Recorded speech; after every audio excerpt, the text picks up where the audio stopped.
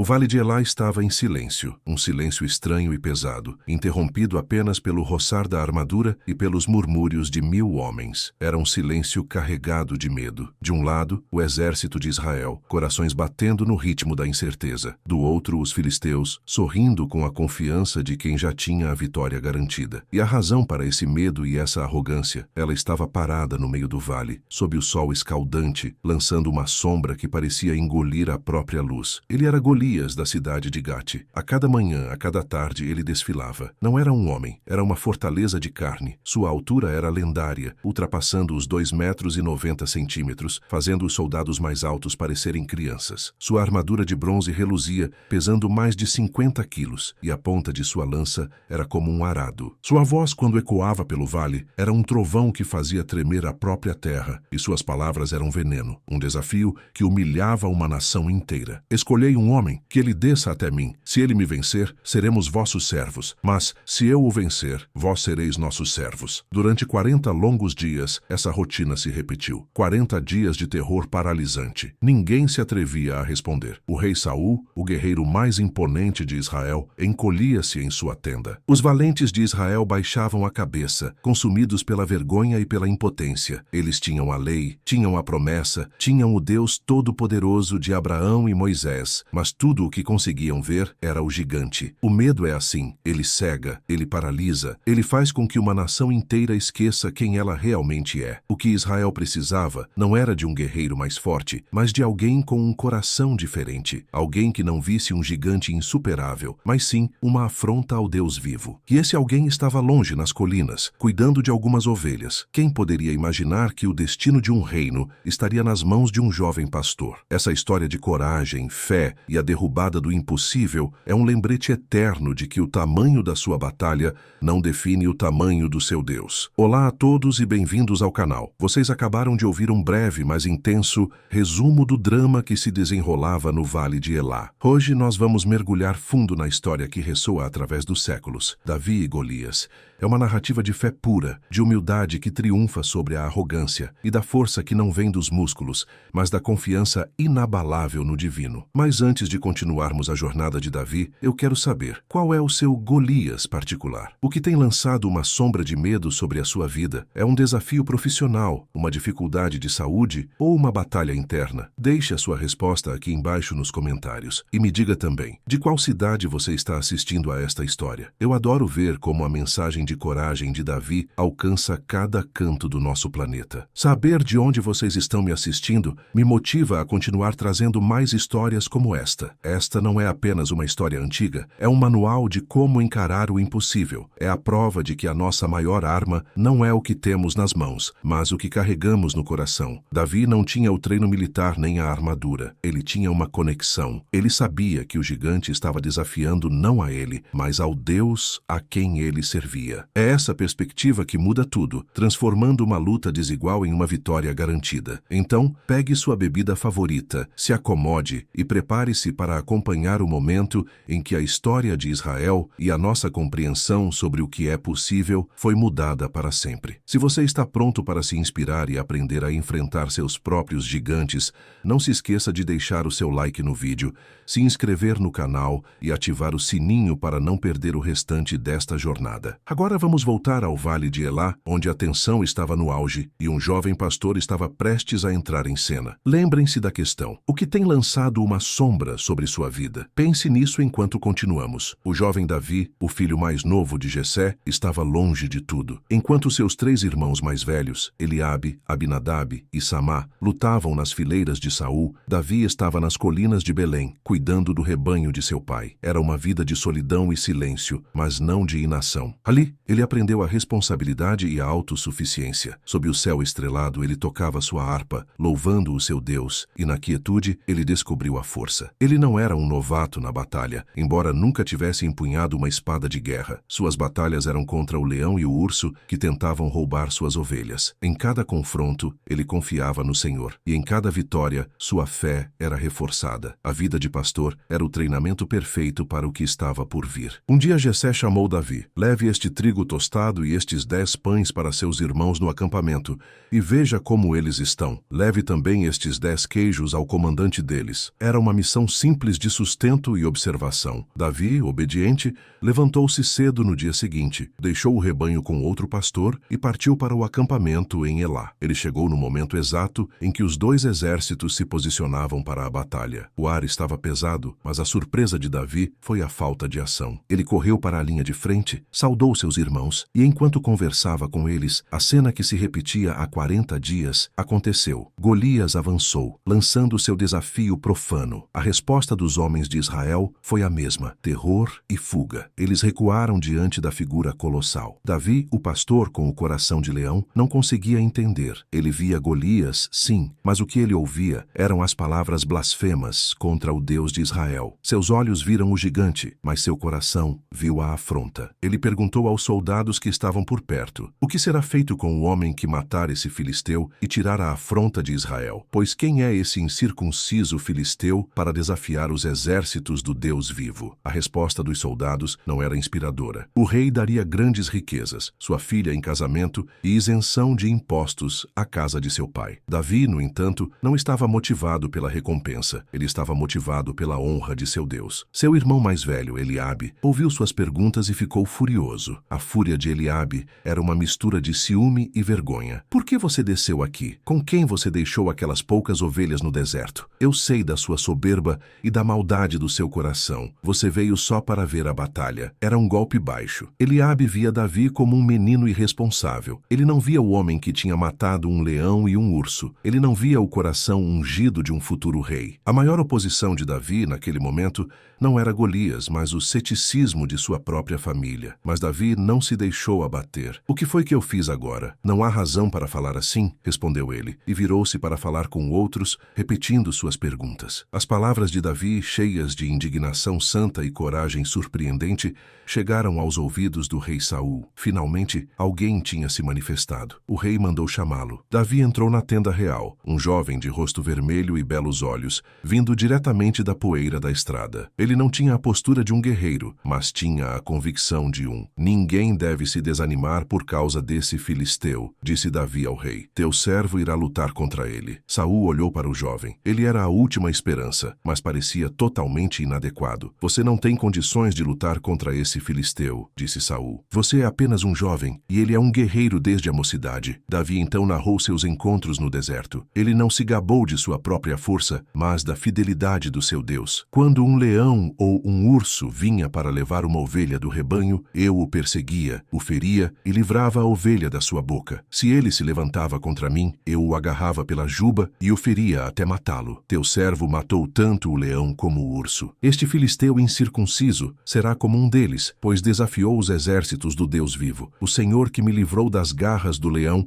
e das garras do urso, me livrará das mãos deste filisteu. Aquelas palavras trouxeram um raio de esperança ao coração sombrio de Saul. Ele finalmente cedeu. Vá, e que o Senhor esteja com você. Saul tentou vestir Davi com sua própria armadura, sua túnica de bronze, seu capacete, sua espada. Mas a armadura do rei era muito pesada, muito grande, e Davi não estava acostumado a ela. Ele era um homem de agilidade, não de massa. Ele tirou a armadura, percebendo que não precisava da força de um homem para vencer a batalha de Deus. Ele precisava de suas próprias armas. Ele precisava do que ele era, um pastor confiante. Davi saiu da presença do rei e se dirigiu ao ribeiro que corria no vale. Ali, ele escolheu 5 pedras lisas. Não precisava de mais do que isso. Colocou-as em sua sacola de pastor, pegou seu cajado e, com a funda na mão, começou a caminhar em direção ao gigante. Seu coração estava tranquilo. Ele estava pronto. Ele não viu a morte, mas a oportunidade de glorificar o seu Deus. Golias, ao ver o menino, não parou de zombar. O momento do confronto estava prestes a acontecer. Golias, com seu escudo e lança, pronto para esmagar. Davi, com seu cajado e sua funda, pronto para mostrar ao mundo que a verdadeira força reside na fé. O que Golias dirá ao ver Davi se aproximar? E como o jovem pastor, desarmado e despreparado aos olhos do mundo, responderá ao escárnio do gigante? O palco está montado para o duelo épico que mudará a história para sempre. Você não vai querer perder o momento em que a pedra é lançada. No nosso próximo capítulo, Davi caminhava pelo vale e a cada passo a figura de Golias ficava maior, mais assustadora. Aos olhos de todos, o jovem estava a caminho de uma execução certa. Mas Davi não estava caminhando para a morte, ele estava caminhando para a promessa. Golias, por sua vez, percebeu que aquele que se aproximava não era um um guerreiro. O gigante parou de caminhar e o silêncio retornou, mais pesado do que nunca. Os filisteus e os israelitas observavam do alto dos montes. Eles estavam prestes a testemunhar algo que jamais esqueceriam. Fosse uma tragédia humilhante para Israel, fosse a intervenção divina em sua forma mais inusitada. Quando Golias finalmente viu Davi de perto, ele soltou uma gargalhada que ecoou como o som de metal batendo. Era uma gargalhada cheia de desprezo e arrogância. "Por acaso sou um cão para você vir contra mim com um cajado?" gritou o filisteu, amaldiçoando Davi em nome de seus deuses. Ele olhou para o jovem, que era apenas um adolescente de boa aparência, e sentiu-se insultado. Para Golias, o ato de Israel enviar aquele menino era o maior sinal de desrespeito e fraqueza. "Venha cá e darei a sua carne às aves do céu e aos animais do campo", vociferou Golias, convicto de sua vitória. Davi, no entanto, não vacilou. Suas pernas eram firmes e seus olhos fixavam o gigante, não com medo, mas com a fúria justa de quem defende a honra de algo sagrado.